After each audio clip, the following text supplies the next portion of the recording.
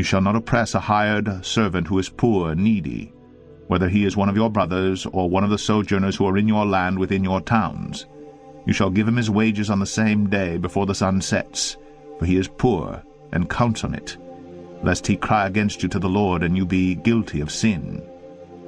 Fathers shall not be put to death because of their children, nor shall children be put to death because of their fathers. Each one shall be put to death for his own sin.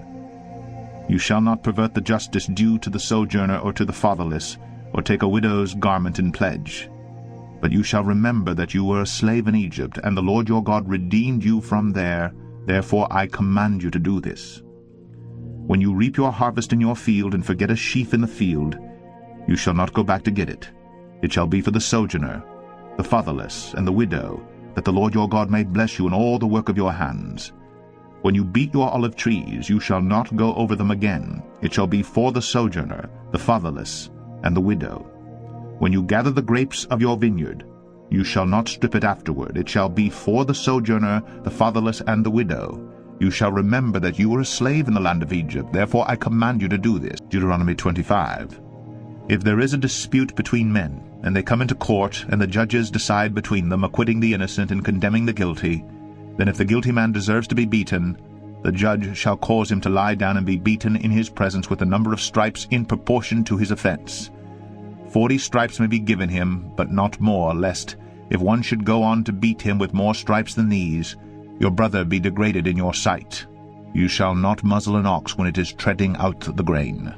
If brothers dwell together, and one of them dies and has no son, the wife of the dead man shall not be married outside the family to a stranger.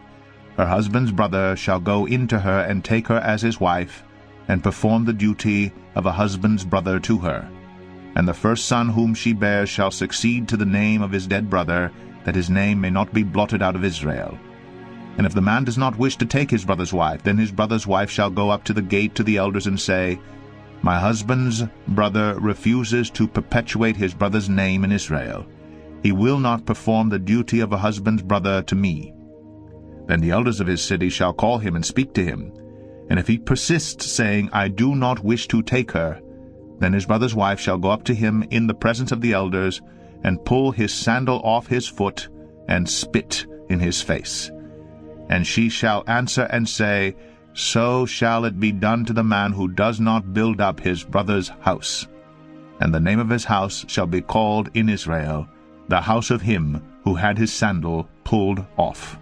When men fight with one another, and the wife of the one draws near to rescue her husband from the hand of him who is beating him, and puts out her hand and seizes him by the private parts, then you shall cut off her hand.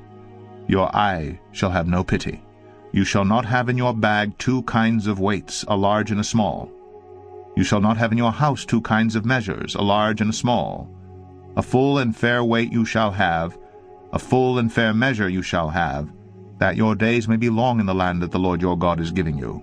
For all who do such things, all who act dishonestly, are an abomination to the Lord your God. Remember what Amalek did to you on the way as you came out of Egypt, how he attacked you on the way, when you were faint and weary, and cut off your tail, those who were lagging behind you, and he did not fear God. Therefore, when the Lord your God has given you rest from all your enemies around you, in the land that the Lord your God is giving you for an inheritance to possess, you shall blot out the memory of Amalek from under heaven. You shall not forget.